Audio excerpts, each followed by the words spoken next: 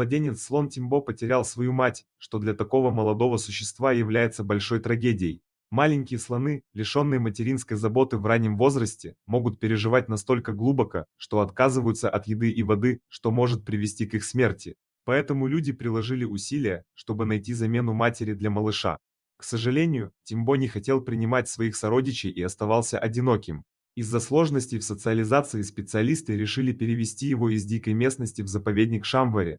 Они надеялись заменить ему мать, насколько это возможно. По прибытии в заповедник, Тимбо оставался замкнутым и неприветливым, несмотря на заботу и любовь, которые его окружали. Кроме того, он начал проявлять агрессивное поведение. Его обида и злость были настолько сильными, что даже предложенное человеком молоко вызывало у него только раздражение. Ситуацию нужно было срочно изменить, чтобы малыш не причинил себе вред. Было необходимо внести в его жизнь что-то интересное и позитивное.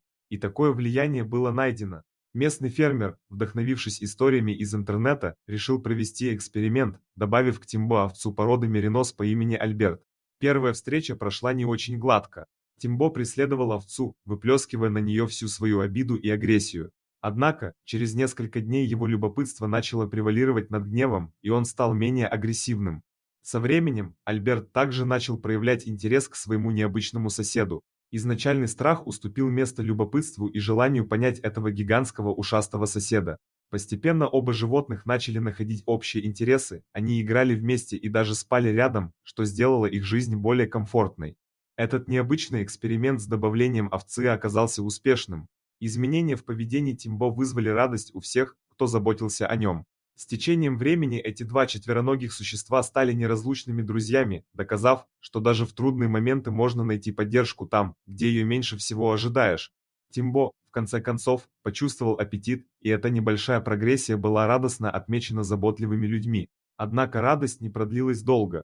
Между слоненком Тимбо и овцой Альбертом установилась интересная динамика. Если от Тимбо ничего необычного в поведении не ожидали, то Альберт начал подражать своему большому другу. Например, он стал есть колючки акации, что было не характерно для овец.